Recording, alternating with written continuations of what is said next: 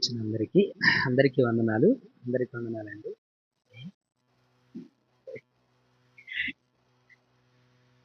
లోకసువార్త 7వ అధ్యాయం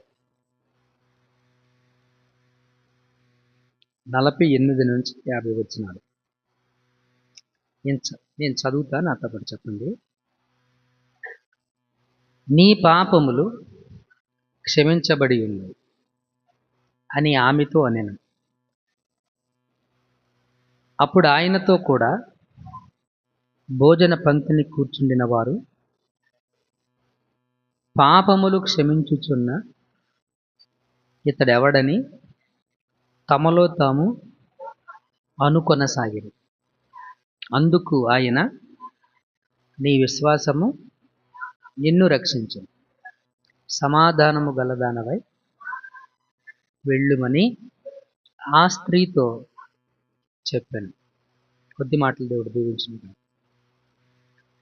మనం చదివిన వాక్య భాగం లోకసువార్త 7వ అధ్యాయము 48 నుంచి 50 వచనాలు మనం చదివాం. ఈరోజు పాఠం 7వ అధ్యాయం 36 నుంచి 50 వచనాలు మనం ధ్యానం చేయబోతూ ఉంటున్నాం. ఈ లోకసువార్త 7వ అధ్యాయం 36 నుంచి 50 వచనాలు మనకు ఏమి నేర్పుతా ఉన్నాయి అంటే, పాపములను క్షమించుటకు యేసుక్రీస్తుకు అధికారం ఉంది. పాపములను క్షమించుటకు యేసుక్రీస్తుకి ఏముంది? అధికారం ఉంది. ఇంకా కొంచెం ఇంకొక మాట చెప్పాలి అని అంటే, యేసుక్రీస్తు నందు విశ్వాసం ద్వారా మన పాపములు క్షమించబడుతున్నాయి. మన పాపములు ఏమవుతున్నాయి? క్షమించబడుతున్నాయి. ఇంకొక మాట చెప్పాలంటే, దేవుడు మన పాపములను క్షమించుచున్నాడు. దేవుడు మన పాపములను క్షమిస్తున్నాడు. దేవుడు మన పాపములను క్షమించుచున్నాడు, క్షమించాడు, రెండు. ఓకే. అయితే క్షమాపణ కొరకు ఏం చేయాలి? క్షమాపణ కొరకు మనం చేయవలసినటువంటి పనులు 36 నుంచి 50 వచనాల్లో మనం నేర్చుకున్నాం. 36 నుంచి 50 వచనాల్లో మనం నేర్చుకున్నాం లోకసువార్త. ఈ సువార్తను రాసింది డాక్టర్ లూకా. ఆయన ఎవరు? డాక్టర్ లూకా. 36వ వచనాన్ని చదువుదాం. ఎక్స్పోజిటరీ చేద్దాం ఈరోజు మనం. ఎక్స్పోజిటరీ అంటే ప్రతి వచనాన్ని వివరణగా తెలుసుకునేటువంటి ప్రయత్నాన్ని మనం చేద్దాం. 36 చదువునాను. పరిసయ్యులలో ఒకడు తనతో కూడా భోజనము చేయవలనని ఆయనను అడిగాను. ఆయన ఆ పరిసయ్యుని ఇంటికి వెళ్ళి భోజన పంక్తిని కూర్చుండగా. ఆమెన్. రైట్. మొదటి మాట మనం నేర్చుకున్నాం. ఈ 36 నుంచి 50 వచనాల్లో 7వ అధ్యాయంలో ఒక పరిసయ్యుడు యేసుక్రీస్తుని భోజనానికి ఇన్విటేషన్ ఇచ్చాడు. ఒక పరిసయ్యుడు భోజనానికి ఆహ్వానం ఇచ్చాడు. యేసుక్రీస్తుని ఆహ్వానించాడు. యేసుక్రీస్తు పరిసయ్యుని ఇంటికి భోజనానికి వెళ్ళాడు. భోజనం చేయడానికి కూర్చున్నప్పుడు ఆ పట్టణంలో ఉన్నటువంటి పాపాత్మురాలైనటువంటి ఒక స్త్రీ యేసుక్రీస్తు ఇంటి దగ్గరికి భోజనం చేయడానికి వచ్చాడని తెలుసుకొని ఒక అత్తరు బుడ్డి తీసుకొని యేసుక్రీస్తు దగ్గరికి వచ్చి ఆయన భోజనం చేస్తుండగా ఆయన వెనకాల నిలబడి ఆయన పాదాలు కడిగి తల వెంట్రుకలతో పాదాలు పొడిచి అత్తరు ఆయన పాదాలకి పూసింది. ఇది చూసినటువంటి పరిసయ్యుడికి యేసుక్రీస్తు మీద అనుమానం కలిగింది. ఏంటా అనుమానం? ఈయన ఆ ప్రవక్త అయిన ఎడల కదా, ప్రవక్త అయిన ఎడల ఈమె ఎవరో ఈయనకి తెలియదా? ఆవిడ ముట్టుకుంటుంటే ఈయన ఎందుకు నిశ్శబ్దంగా ఉన్నాడు? ఆమె పాపాత్మురాలు కదా. పాపాత్మురాలు అనేటువంటి స్త్రీ అత్తరు పోస్తూ ఉంది, ఆయన ముట్టుకుంటా ఉంది. ఆమె గురించి ఈయనకు తెలీదా ఏంటి అని మనసులో అనుమానం వ్యక్తపరుస్తున్నాడు. బయటికి చెప్పలేదు, లోపల అనుకుంటున్నాడు. ఇది గ్రహించిన యేసుక్రీస్తు ఆ పరిసయ్యుని పిలిచి, సీమోను, నిన్ను ఒక మాట అడుగుతాను, నాకు జవాబు చెప్పు అని అన్నాడు. సీమోన్ అంటే యేసుక్రీస్తు శిష్యుడు అనుకుంటారేమో. ఆయన కాదు, ఈయన వేరే, ఈయన పరిసయ్యుడు. ఈయన ఎవరు? పరిసయ్యుడు. యేసుక్రీస్తు శిష్యుడు కాదు. అయితే నా ప్రశ్న ఏంటనంటే, అప్పు ఇచ్చే ఒక వ్యక్తికి ఒకతను ఇద్దరికి అప్పు ఇచ్చాడు. ఒకనికేమో 500 దేనారాలు, ఇంకొకళ్ళకేమో 50 దేనారాలు. 50 దేనారాలు. దేనారము అంటే ₹1/2. దేనారం అంటే ఎంత? ₹1/2. 500 దేనారాలు అంటే ఎంత? ₹250. 50 దేనారాలు అంటే ₹25. ₹25. ఒక అతనేమో ₹250 ఇవ్వాలి, ఇంకొక అతనేమో ₹25 ఇవ్వాలి. ఇప్పుడు వీళ్ళిద్దరూ ఆయన దగ్గరికి వచ్చి అడిగారంట, మేము అప్పు ఇవ్వలేము, మా వల్ల కావట్లేదు, మేము చెల్లించలేము అని. సర్లే, మీ అప్పు నేను క్షమించాను, వెళ్ళమని చెప్పేసి అన్నాడు. ఇప్పుడు వీళ్ళిద్దరిలో ఎవరు ఎక్కువగా ప్రేమించిన వారు అని అడిగితే, సీమోన్ అడిగితే సీమోన్ అన్నాడు, ఎవరైతే అప్పు ఎక్కువ ఇవ్వాలో అతడే ఎక్కువ ప్రేమించును అని చెప్పాడు. మంచి సెలక్షన్ నీది సీమోను. నువ్వు ఈ అమ్మాయిని చూస్తున్నావు కదా, ఈ అమ్మాయి మీ ఇంటికి వచ్చినప్పుడు నువ్వు నాకు కాళ్ళు కడుక్కోవడానికి నీళ్ళు ఇవ్వలేదు, కానీ ఆవిడ కన్నీళ్లతో నా పాదాలు కడిగింది, అత్తరు నా పాదాలకు పూసింది. నీవు నన్ను ఆతిథ్యం ఇవ్వడానికి పిలిచినప్పుడు నన్ను ముద్దు పెట్టుకోలేదు, ఆమె వచ్చిన దగ్గర నుంచి ఆవిడ నన్ను ముద్దు పెట్టుకుంటూ ఉంది. ఆమె విస్తారముగా నన్ను ప్రేమించింది, ఆమె విస్తారమైన పాపాలు క్షమించబడ్డాయి. తక్కువ ప్రేమించిన వాడు తక్కువ పాపాలు క్షమించబడతాయి అని ప్రేమలో హెచ్చు తగ్గుల గురించి కూడా యేసుక్రీస్తు చెప్పి, అమ్మా నీ పాపాలు క్షమించాను, వెళ్ళు అన్నాడు.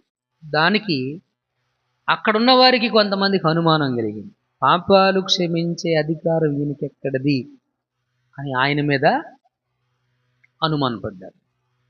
అప్పుడు యేసుక్రీస్తు ఏమన్నాడంటే, నీ విశ్వాసము నిన్ను రక్షించింది, సమాధానము కలిగి వెళ్ళమన్నాడు.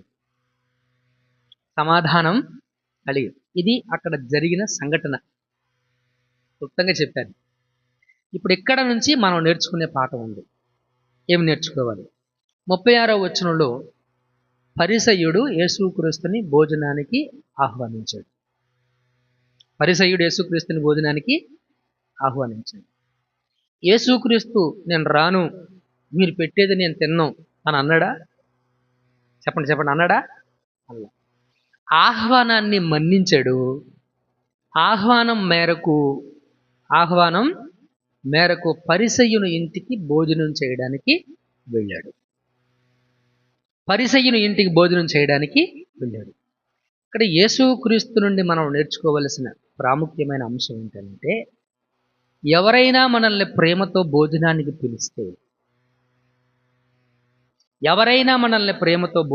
పిలిస్తే అభ్యంతరం చెప్పకుండా భోజనం చేయడం కోసం వెళ్ళండి. అది మనం నేర్చుకోవాలి. ఏంటది? అభ్యంతరాన్ని తెలుపకుండా భోజనం చేయడానికి వెళ్ళండి. మన సహోదరులలో కానీ అవిశ్వాసుల్లో కానీ ఎవరైనా భోజనం చేయడానికి పిలిచినప్పుడు అభ్యంతరం అనేది చెప్పకుండా భోజనం చేయడానికి వెళ్ళండి. యేసుక్రీస్తుని పరిసయ్యుడు పిలిచినప్పుడు పరిసయ్యునికి ఎలాంటి అభ్యంతరాన్ని యేసుక్రీస్తు చెప్పలేదు. ప్రేమతో పిలిచాడు. ఎలా పిలిచాడు? బహుశా ఆయన మనసులో ప్రేమతో పిలిచాడో మరొకటో మనకు తెలియదు, కానీ కొంతమంది విశ్లేషకులు ఇలా చెప్పాడు. ఇప్పుడు కొంచెం హోదాలో ఉన్నవాళ్ళు, మంచి పేరు ప్రఖ్యాతులు కలిగినటువంటి వాళ్ళు మన ఇంటికి వచ్చి భోజనం చేశారనుకో, మనం గొప్పగా చెప్పుకుంటాం. అవునా కదా? మా ఇంటికి వచ్చారు, భోజనం చేశారని గొప్పగా చెప్పుకుంటాం. బహుశా అందుకు పిలిచాడేమో, బహుశా లేదా ప్రేమతో ఆయన్ని పిలిచాడేమో. వాస్తవానికి పరిసయ్యుడికి యేసుక్రీస్తు మీద నమ్మకం లేదు, విశ్వాసము లేదు. పిలిచాడు, ఆతిథ్యం ఇచ్చాడు, గౌరవించాడు. ఓకే. కాబట్టి మిత్రులరా, పరిసయ్యుడు పిలిచినప్పుడు ఎలాంటి అభ్యంతరం చెప్పకుండా యేసుక్రీస్తు భోజనానికి వెళ్ళాడు. ఇది మనం నేర్చుకోవాలి. కొరింథీయులకు రాసినటువంటి పత్రిక, మొదటి కొరింథీయులకు రాసిన పత్రిక, మొదటి కొరింథీ 10వ అధ్యాయం 27వ వచనం. అవిశ్వాసుల్లో ఒకడు మిమ్మును విందునకు పిలిచినప్పుడు, ఎవడు? అవిశ్వాసుల్లో ఒకడు మిమ్మును విందునకు పిలిచినప్పుడు వెళ్ళుటకు మీకు మనసుండిన ఎడల మీకు వడ్డించినది ఏదో దాన్ని గూర్చి మనస్సాక్షి నిమిత్తం ఏ విచారణ చేయక తినండి. అవిశ్వాసుల్లో ఎవరైనా భోజనానికి పిలిస్తే అతడు ఏది వడ్డించాడో దానిని, ఆ వడ్డించిన దానిని, పలావ్ పెట్టాడా, చికెన్ కూరేసి పెట్టాడా, మటన్ కూరేసి పెట్టాడా, what ever it may be, మనస్సాక్షి నిమిత్తం విచారణ చేయకోకుండా ప్రార్థన చేసి దేవునికి కృతజ్ఞతాస్తుతులు చెల్లించి దానిని తినండి. కింద 28వ వచనంలో కూడా ఒక మాట చెప్పాడు. అయితే ఎవడైనా మీతో ఇది బలి అర్పించబడినది అని చెప్పిన ఎడల,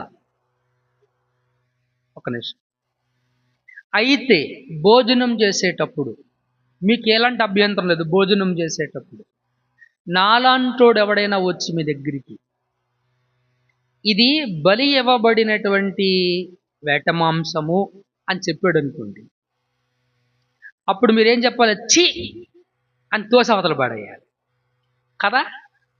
అంతేనా? మాట్లాడండి, అంతేనంటారా? అలా కాదు. ఆ అభ్యంతరాన్ని పెట్టిన వాడిని బట్టి, అక్క నేను మాంసం తినడం లేదు, నాకు ఏదన్నా పప్పుచారు ఉంటే, నాకు ఏదన్నా పచ్చడి ఉంటే, సాత్వికంతో, అర్థమైందా? మృదువైన మనసుతో. ఎందుకు అలా చేయాలి అది చెప్తాడు. మనస్సాక్షి, ఎవరి మనస్సాక్షి నిమిత్తము? అట్లు తెలిపిన వాని మనస్సాక్షి నిమిత్తము తినకుడి.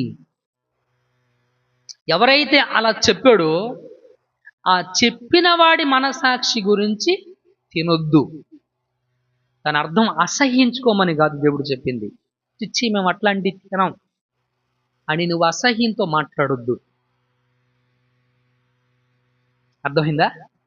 కాబట్టి నీకు మనసుంటే వెళ్ళు, నీ సహోదరుడు నిన్ను భోజనానికి పిలిచినప్పుడు. ఓకే, అభ్యంతరం చెప్పకుండా వెళ్ళు, ఆ సహోదరుడిని సంపాదించుకోవడం కోసం. పెట్టింది ఏదో విచారణ చేయకుండా తిను.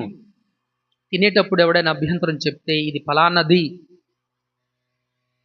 అని చెప్తే అక్కడ నువ్వు కొంచెం జ్ఞానంగా ప్రవర్తించు. అక్కడ కావాలి జ్ఞానం. ఓకే. హెబ్రీ పత్రిక 13వ అధ్యాయం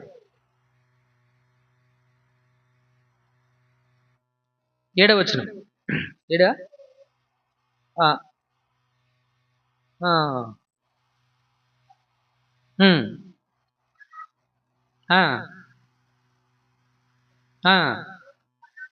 9వ వచనం, రైట్. నానా విధములైన అన్య బోధల చేత తిప్పపడకుడి, భోజన పదార్థములను బట్టి కాక కృపను బట్టియే హృదయము స్థిరపరచుకొనుట మంచిది. భోజనములను బట్టి ప్రవర్తించు వానికి ఏమియు ప్రయోజనము కలగదు. అక్కడ భోజనం ఇంపార్టెంట్ కాదు, సహోదరుడు ఇంపార్టెంట్. ఎవరు ఇంపార్టెంట్? తిండి ముఖ్యం కాదు.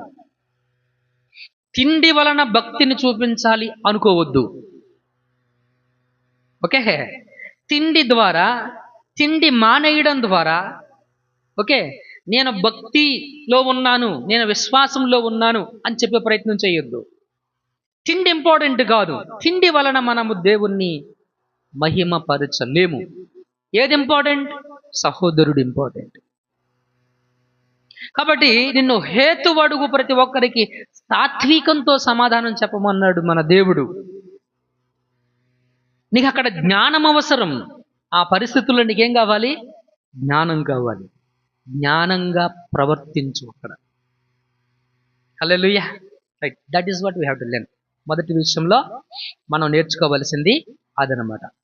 సో పరిసయ్యుడు భోజనానికి పిలిచాడు, యేసుక్రీస్తు భోజనానికి వెళ్ళాడు. మన సహోదరుడు కానీ అవిశ్వాసి కానీ భోజనానికి పిలిచినప్పుడు అభ్యంతరం తెలపకుండా భోజనానికి వెళ్ళాలి అనేది మనం నేర్చుకుంటున్నాం. 37వ వచనం చదవండి ఇప్పుడు. ఆ ఊరిలో ఉన్న పాపాత్మురాలైన ఒక స్త్రీ. ఎక్కడండి? అదే ఊరిలో. అదే ఊరంటే ఈ పరిసయ్యుడు ఏ ఊరిలోనైతే ఉన్నాడో అదే ఊరిలో ఉన్నటువంటి ఎవరంటే ఇవిడ? పాపాత్మురాలైన స్త్రీ. ఎవరివిడ? పాపాత్మురాలు. ఆమె ఏమి పాపం చేసిందో చెప్పలేదు, బట్ ఆమె గురించి ప్రస్తావించినప్పుడు పాపాత్మురాలు అని దేవుని వాక్యం చెప్పింది. ఫలానా వాడు చెడ్డోడు అని చెప్తాం, వాడు చేసిన చెడు ఏంటో చెప్తామా? చెడ్డోడు అని చెప్తాం. ఇక ఆడు ఎన్ని చేశాడు ఏంటి అనేది ఊహించుకోవడమే. చెడ్డోడు అనే పేరు వచ్చింది, చెడ్డవాడు అనే పేరు వచ్చింది. ఆ ఊర్లో ఈవిడికి పెట్టిన పేరు ఏంటంటే పాపాత్మురాలు. ఆ ఊర్లో ఈవిడికి పెట్టిన పేరేంటి? పాపాత్మురాలు. ఈ పాపాత్మురాలైనటువంటి స్త్రీ ఏం చేసింది అంటే, యేసు పరిసయ్యుని ఇంట భోజనమునకు కూర్చున్నాడని తెలుసుకొని, రైట్ ఏనండి, యేసు భోజనమునకు కూర్చున్నాడని తెలుసుకొని, ఇక్కడ అర్థం కావాలి మనకు. పాపాత్మురాలైనటువంటి స్త్రీ ఒక విషయం తెలుసుకుంది. ఏంటి ఆవిడ తెలుసుకున్న విషయం? యేసుక్రీస్తు పరిసయ్యుని ఇంటి దగ్గర భోజనమునకు కూర్చున్నాడని తెలుసుకుంది. ఏం చేసింది? తెలుసుకుంది. తెలిసింది కాదు, తెలుసుకుంది. అంటే ఆమె స్వయంగా ఆయనను వెదికింది.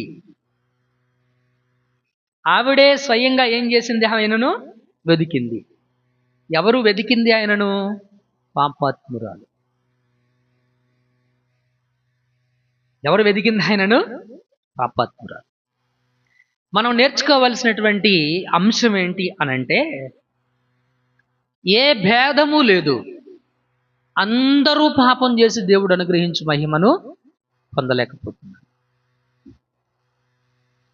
పాపము అంటే మన దృష్టిలో వ్యభిచారం చేస్తేనే పాపం కాదు. ఓకే, దొంగతనం చేసినోడే పాపి అని అంటాం మనం. అబద్ధం చెప్పిన వాడే పాపి అంటాం మనం. మూఢ విశ్వాసాలు కలిగి ఉండడం కూడా పాపమే. అవునా కదా? మూఢ విశ్వాసాలు కలిగి వాటిని అనుసరించడం ఏంటి? అది పాపం కదా? అదేమన్నా ధర్మమా? మాట్లాడరేంటండి? కాదు కదా. మూఢ విశ్వాసాలతో దేవుని సన్నిధికి దూరంగా ఉండడం కూడా పాపమే. నేను ఎవరికి అన్యాయం చేయలేదు కాబట్టి నేను పాపం చేయలేదు. నేను ఎవరిని ఏమి దూషించలేదు కాబట్టి నేను పాపం చేయలేదు.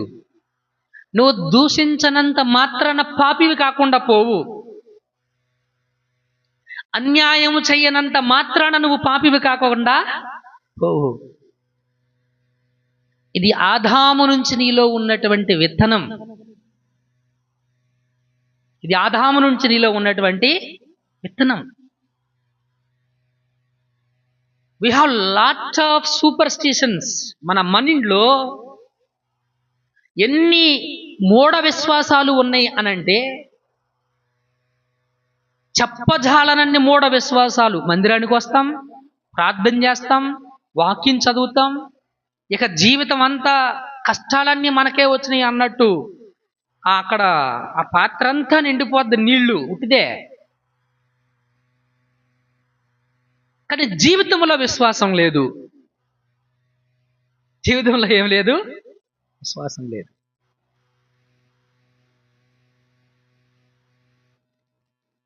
We have lot of superstitions. మూఢ విశ్వాసాలు కలిగి ఉండడం పాపము కాదా? పాపమే. దేవుడు తప్ప ఏ విశ్వాసం నీలో ఉన్నా అది పాపమే. ఆ మాటలు మీకు అర్థమవుతున్నాయా? దేవుణ్ణి తప్ప నువ్వు దేనిని నమ్మినా అది పాపమే. దేన్ని నమ్మినా అది పాపమే. ఇది నీకు అర్థమైతే బాగుండు. ఇది నీకు అర్థమైతే బాగుండు. ప్రియమైనటువంటి దేవుని సంగం అది గమనించాలి. ఈవిడ పాపాత్మురాలు అంటే ఆవిడ పాపాత్మురాలు, మనందరం నిర్దోషులు అనుకుంటామేమో. ఓకే, నీతిమంతుడు లేడు ఒక్కడు కూడా. ఇక్కడ కూర్చున్న మనము కూడా పాపాత్ములమే. Not only she. ఈవిడేం చేసింది?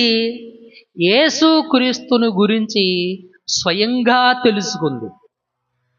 ఏం చేసింది?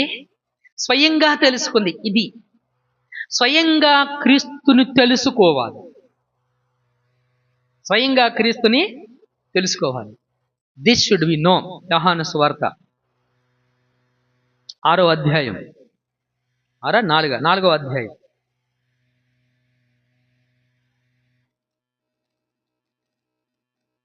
4వ అధ్యాయం 39వ వచనం.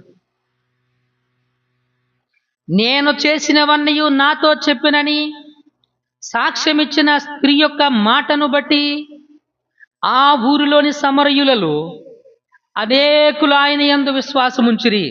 39వ వచనం ఏం చెప్పిందంటే, సమరయ్య స్త్రీ చెప్పిన మాటను బట్టి యేసు క్రీస్తునందు విశ్వాసం ఉంచారు. 39వ వచనం ఆ మాట చెప్పింది.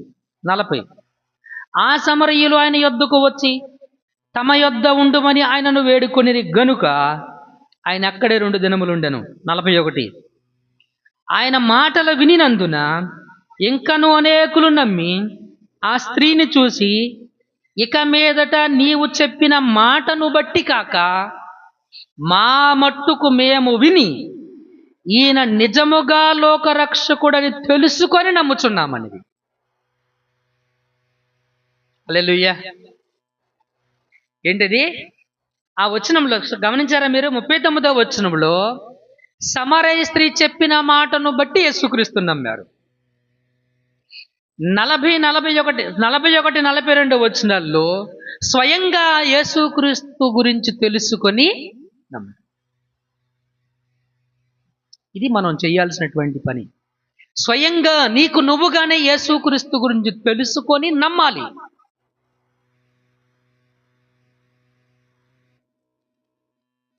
రుణమాఫీ చేస్తున్నాడు అని చెప్పారు అనుకోండి, ఎలా రుణమాఫీ చేస్తాడు? రుణమాఫీ చేయడానికి ఏం చెయ్యాలి? మేము మా రుణాలు మాఫీ చేసుకోవడం కోసం మేము ఇవన్నీ తెలుసుకోమా? స్వయంగా ఎంక్వైరీ చేసుకోమా? ఎంక్వైరీ చేసుకొని తెలుసుకొని ఏమేం కావాలి? ఆధార్ కార్డు కావాలా? బ్యాంక్ అకౌంట్ కావాలా? బ్యాంక్ స్టేట్మెంట్ కావాలా? ఇవన్నీ దగ్గర పెట్టుకుని బ్యాంక్ వెళ్తాం. ఏమ్మా మీకు ఎవరు చెప్పారు? మేము తెలుసుకున్నాం. తెలిసింది కాదు, మేము తెలుసుకున్నాం అంటే స్వయంగా ఇది ఏంటో మేము గ్రహించాం. పాపాత్మురాలైన స్త్రీ స్వయంగా క్రీస్తును తెలుసుకున్నటువంటి స్త్రీ. హల్లెలూయా. రైట్. ఇది మనం చేయాల్సి. నీకు నువ్వుగా స్వయముగా యేసు క్రీస్తు గురించి తెలుసుకోవాలి. క్రీస్తు గురించి తెలియకుండా క్రీస్తు చెప్పిన మాట చెయ్యలేవు. క్రీస్తు బోధ నీకు ఎంత చెప్పినా రోడ్లమ్మడ తిరుగుతావు కానీ చర్చికి రావు. కారణం ఏంటంటే నీకు తెలియదు. కారణం ఏంటంటే నీకు తెలియదు అంతే. దానికి వేరే కారణాలు ఏమీ లేవు. తెలుసు అన్నట్టు ప్రవర్తించొద్దు, అది వేషధారణ. అదేంటది? అది వేషధారణ. దేవుడు వేషధారణను క్షమించడు. వేశ్యనైనా ఆయన క్షమిస్తాడేమో కానీ వేషధారణను ఆయన ఒప్పుకోడు అసలు.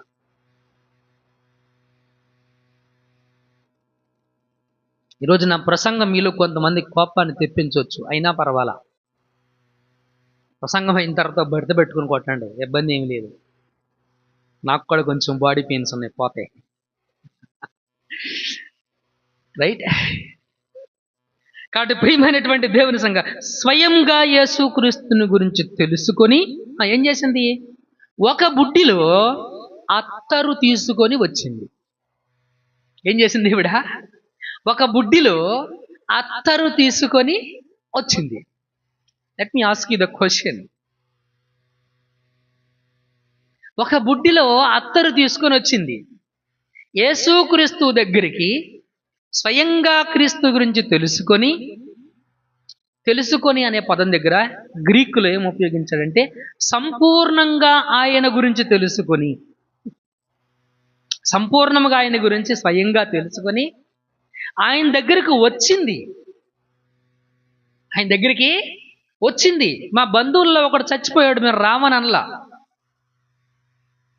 ఓకే, మేము రాకూడదు అని అనలా. దేవుడు రావద్దు అని చెప్పలా. అర్థమైందా? దేవుడు రావద్దు అని చెప్పలా. వాళ్ళేమనుకుంటారు? వాళ్ళెవరు ఏమనుకోవట్లా, నువ్వే అనుకుంటున్నావు అంతే. అనుకునేది నువ్వే, అనుకొని దూరం అవుతున్నావు అంతే. పరిసయ్యుల ఇంటికి పాపాత్ములు వెళ్ళరు, రానివ్వరు. ఓ పూజారింటికి శూద్రుడిగా నువ్వు వెళ్ళావనుకో, రాణిస్తాడా లోపలికి? లోపల రాణిస్తాడా? నిన్ను బయట నిలబెడతాడు, నీ చెప్పులు బయట ఎడవాలి.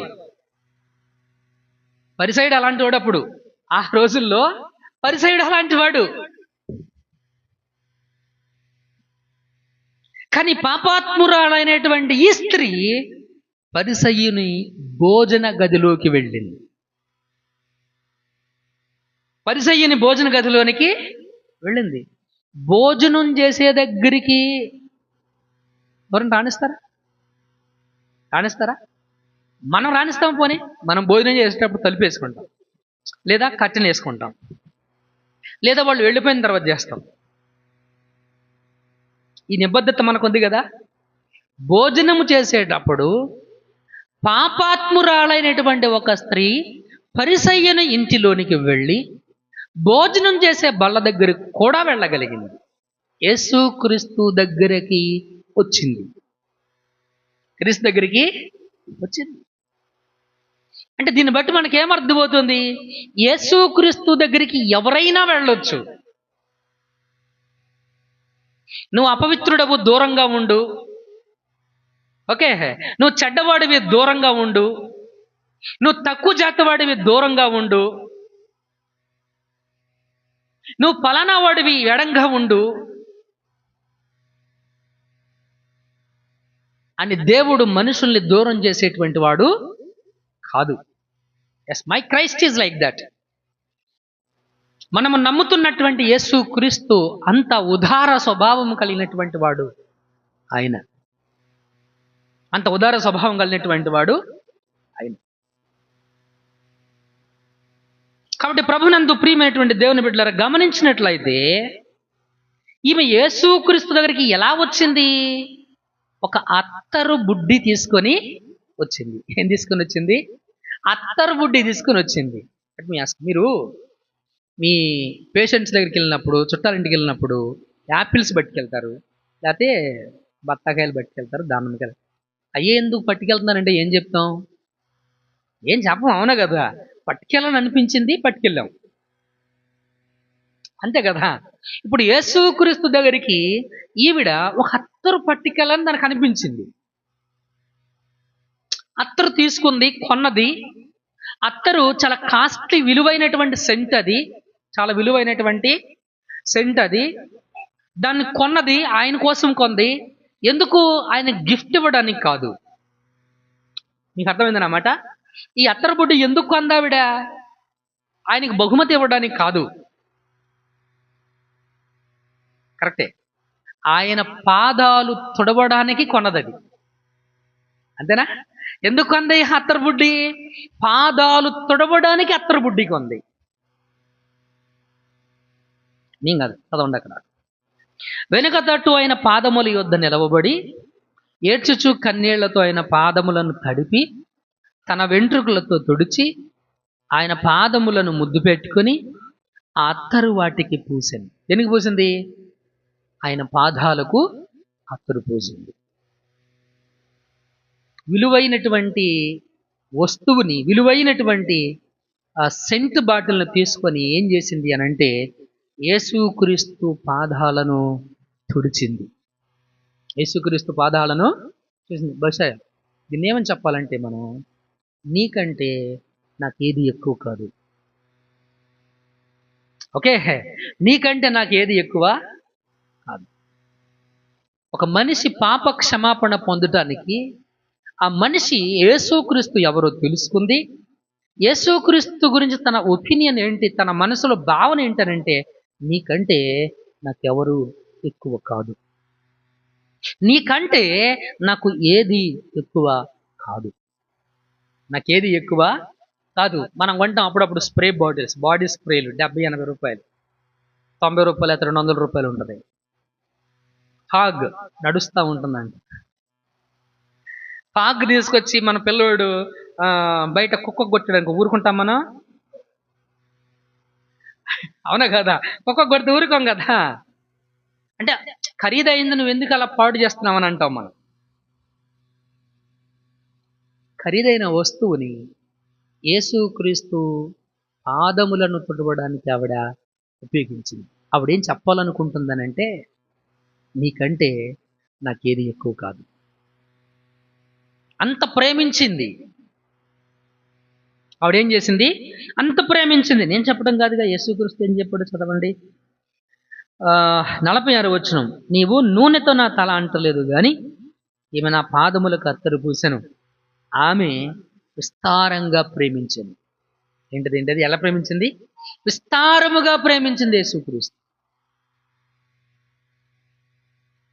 అప్పుడప్పుడు మనం అంటాం అతి ప్రేమ అంటాం కదా. అతి ప్రేమ అది. విస్తారంగా ప్రేమించడం అంటే ఏంటి? అతిగా ప్రేమించడం. అంత అతిగా దేవుణ్ణి ప్రేమించింది, క్రీస్తుని ప్రేమించింది. హల్లెలూయా, దేవునికి మహిమ కలుగును గాక. ఎస్, అందుకే అన్నాడు ఆమె విస్తారంగా ప్రేమించింది గనుక. దేనికంట? దేనికి పాపాలు క్షమించబడ్డాయి? విస్తారముగా ప్రేమించింది గనుక విస్తారముగా ఆవిడ చేసినటువంటి పాపములు క్షమించబడ్డాయి. This is what we have to learn. ఇది మనం నేర్చుకోవాలి. స్వయంగా యేసుక్రీస్తు గురించి తెలుసుకోవాలి. స్వయంగానే యేసుక్రీస్తు దగ్గరికి రావాలి. యేసుక్రీస్తుని ప్రేమించగలిగి ఉండాలి.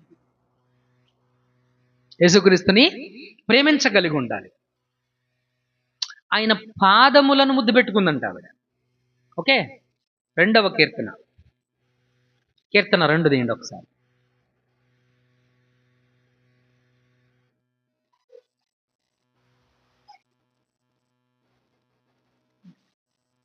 కుమారుణ్ణి ముద్దు పెట్టుకుని లేని ఎడల ఆయన కోపించును. అప్పుడు మీరు త్రోవ తప్పి నశించెదరు. ఆయన ఆశ్రయించు వారందరూ ధన్యులు.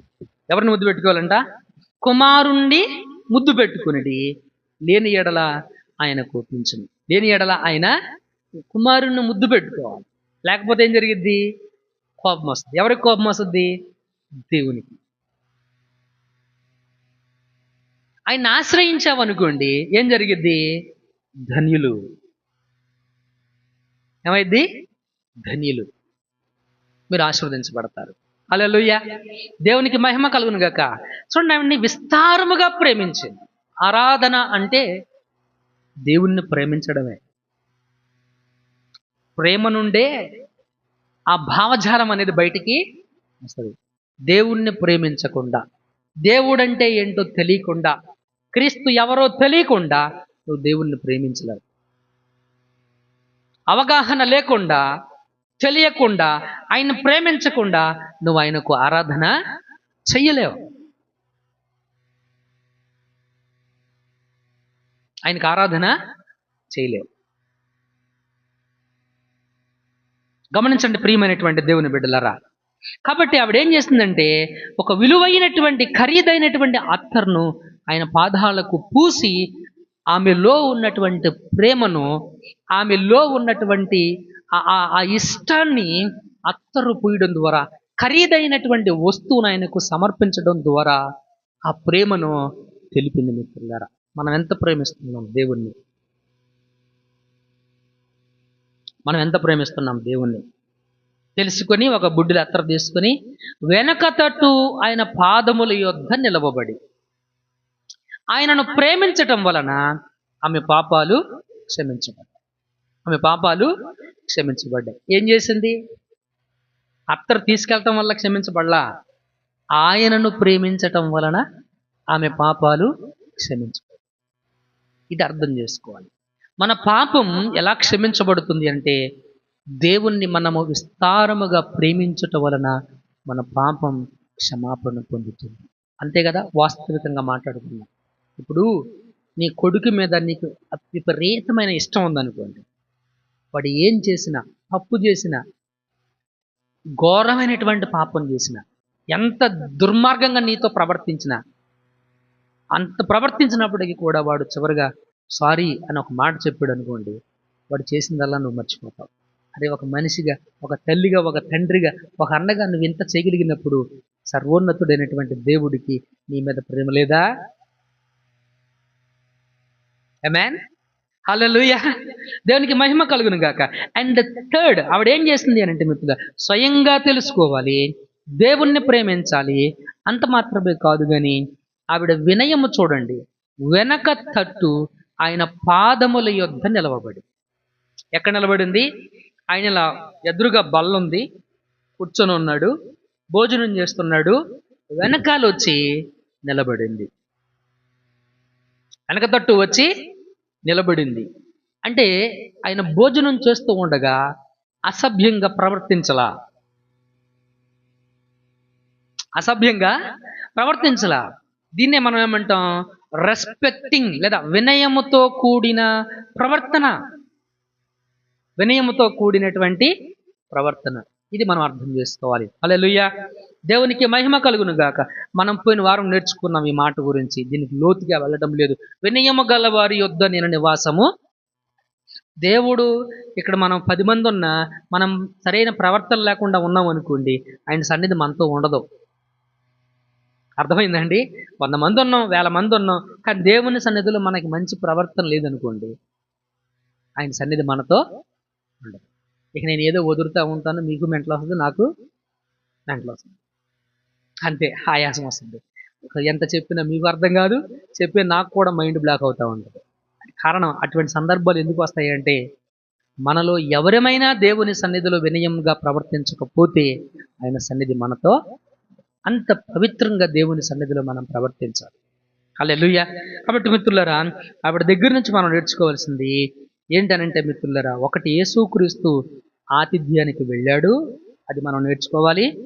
రెండవది, పాపాత్మురాలైనటువంటి స్త్రీ స్వయంగా యేసుక్రీస్తు గురించి తెలుసుకుంది, స్వయంగానే వచ్చింది, స్వయంగానే యేసుక్రీస్తు దగ్గరికి వచ్చింది, విస్తారముగా ఆయనను ప్రేమించింది.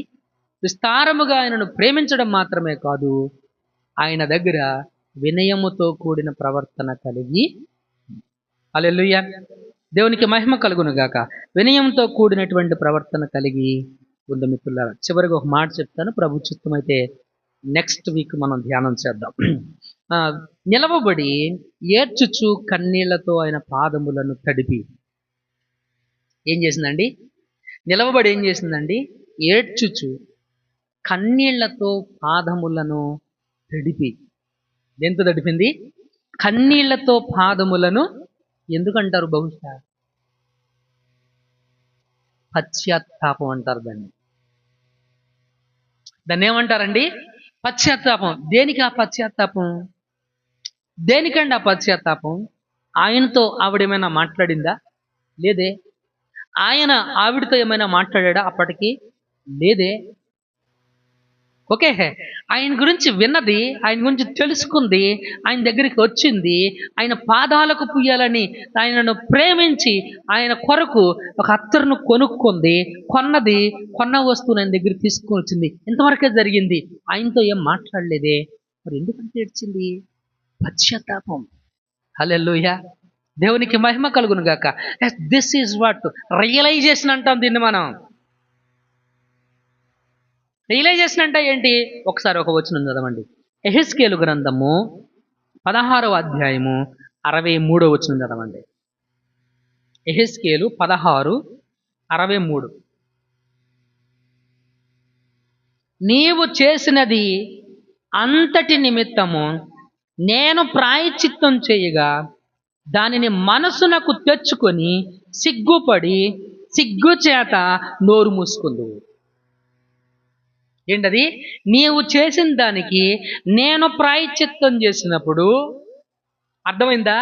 నేను ప్రాయశ్చిత్తం చేసినప్పుడు దాన్ని మనసులకు తెచ్చుకున్నప్పుడు నీకేం కలుగుతుంది? సిగ్గుపడి సిగ్గు కలిగి మౌనంగా ఉంటావు. ఇంచుమించు అలాంటిదే యేసుక్రీస్తు గురించి తెలుసుకుందంటే ఏం తెలుసుకుని ఉంటుంది? ఆయన అన్నాడు, అనేకులకు ప్రతిగా క్రయధనముగా నా ప్రాణం ఇవ్వడానికి నేను వచ్చాను. పాపాత్మురాలైన నా కొరకు చనిపోవడానికి ఆయన వచ్చాడు. పాపాత్మురాలైన నా పాపము క్షమించడానికి ఆయన వచ్చాడు.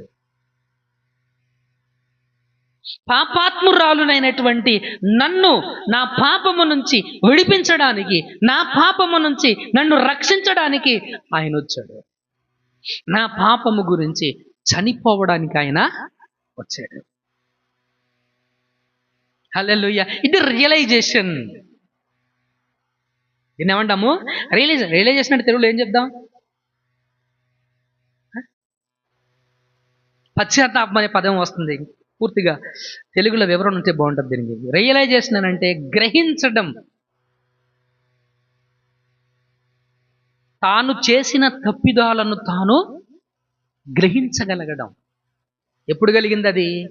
క్రీస్తును చూసినప్పుడు కలిగింది అది. హల్లెలూయా. దేవునికి మహిమ కలుగును గాక. కాబట్టి ప్రియమైనటువంటి దేవుని సంఘమా, ఈరోజు మనలో ఎంతమంది మన పాపములను మనం గ్రహించగలుగుతున్నాం? ఎంతమంది మన తప్పిదాలను మనం గ్రహించగలుగుతున్నాం?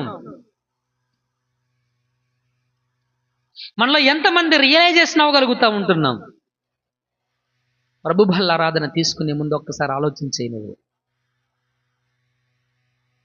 నీ పాపముల చిట్టా ఒక రోజునైనా ఓపెన్ చేస్తాడు.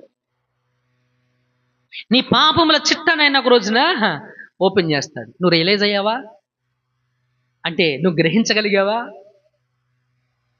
ఆయన చేసిన ప్రాయశ్చిత్తం అంటే ఆయన ప్రాయశ్చిత్తంగా ఉన్నాడని తెలుసుకొని అర్థం చేసుకొని అంత ప్రేమించడానికి, అంత అత్తరు విలువైన ఖరీదైన అత్తరు తీసుకుని వెళ్ళడానికి ఆయనకు ఆమెకు ఏమైనా పరిచయాలు ఉన్నాయా? చుట్టరికం ఏమైనా ఉందా? బంధుత్వం ఏమైనా ఉందా? బట్ అవి ఏవి లేకపోయినప్పటికీ కూడాను షీ అండర్స్టాండ్ క్రైస్ట్. యేసుక్రీస్తును అర్థం చేసుకుంది. ఏ విధంగా అర్థం చేసుకుంది? ఎస్, నేను పాపాత్మురాలని, ఆయన పరిశుద్ధుడు. ఆయన ఎందుకు ఈ భూమి మీదకి వచ్చాడంటే నా పాపమును క్షమించడానికి, నా పాపము నుంచి నన్ను విడిపించడానికి, నా పాపము నుంచి నన్ను విడిపించడానికి ఆయన వచ్చాడు. నీ పాపాన్ని నువ్వు రియలైజ్ అయ్యావా? ఆవిడ రిలీజ్ అయ్యింది. అందుకనే వెనక నుంచి ఆయన వెనకాల నిలవబడి కన్నీళ్లు ఏడుస్తూ, ఎంత ఏడ్చింది అంటే ఆయన పాదాలు తడిచేంత. ఎంతండి అది? ఆయన పాదాలు తడిచేంత పశ్చాత్తాపం. మనసులోకి తను చేసిన తప్పులన్నీ రియలైజ్ అవుతా ఉందన్నమాట. నేను ఎంత తప్పిదం చేశానా, నేనెంత పాపం చేశానా, నేనెంత పాపంలో జీవించానా. అది పశ్చాత్తాపం అంటే. ఊరికే చిన్నపిల్లలు ఏడ్చినట్టు చాక్లెట్ కోసం, ఓకే, ఊరికే చిన్నపిల్లలు ఏడ్చినట్టు ఆరోగ్యం బాగు చేయమని ఆడవడం, ఊరికి చిన్నపిల్లలు ఏడ్చినప్పుడు నాకు మేలు చేయలేదని ఆడవడం, ఏం ఏడుపులు? పశ్చాత్తాపముతో ప్రార్థన. హల్లెలూయా, దేవునికి మహిమ కలుగును గాక. కాబట్టి మనం ఏమేమి నేర్చుకున్నాం ఒకసారి రివిజన్ చేసుకొని ముగించేసుకుందాం. రైట్. మొదటిగా యేసుక్రీస్తు నేర్పిన పాఠం ఏంటి? ఎవరైనా భోజనానికి ఆహ్వానించినప్పుడు మనం వెళ్ళాలి. అదొకటి నేర్చుకున్నాం. తర్వాత రెండవది పాపాత్మురాలైన స్త్రీ యేసుక్రీస్తు గురించి స్వయంగా తెలుసుకోవాలి.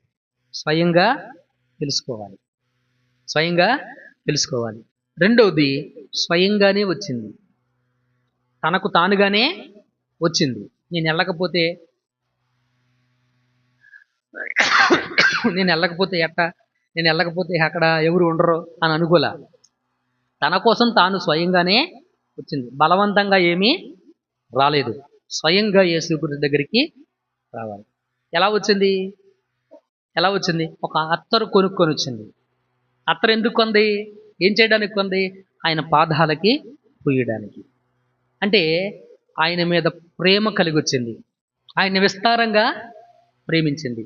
మనం అదే నేర్చుకోవాలి. ఆయనను విస్తారంగా ప్రేమించడం మనం నేర్చుకోవాలి. అండ్ లాస్ట్ అండ్ ఫైనల్, పశ్చాత్తాపం కలిగింది. ఏం కలిగింది? పశ్చాత్తాపం. అంటే తను చేసిన పాపమంతా మనసులోకి తెచ్చుకొని, జ్ఞాపకం చేసుకొని క్షమించమని ప్రభుని ప్రాధేయపడింది. హల్లెలూయా. This is what we have to do. కళ్ళు మూసుకోండి, ప్రార్థన చేద్దాం. దేవుని వాక్యాన్ని మనం విన్నాం కదా. ఈరోజు మనలో ఎంతమంది మన పాపములను మనము రియలైజ్ అవ్వగలుగుతున్నాం, గ్రహించగలుగుతున్నాం? ఆయన చేసిన ప్రాయశ్చిత్తం ఉంది కదా. నీకోసం ఆయన తన శరీరాన్ని, తన దేహాన్ని, తన రక్తాన్ని, తన ప్రాణాన్నే ప్రాయశ్చిత్తంగా ఇచ్చాడు. ఇది నీకెందుకు అర్థం కావట్లేదు? ఈ మాట నీకెందుకు అర్థం కావట్లేదు? నీకు అర్థమైతే బాగుండు ప్రియ సహోదరి, ప్రియ సహోదరుడా. నీకు అర్థం, క్రీస్తు ప్రభు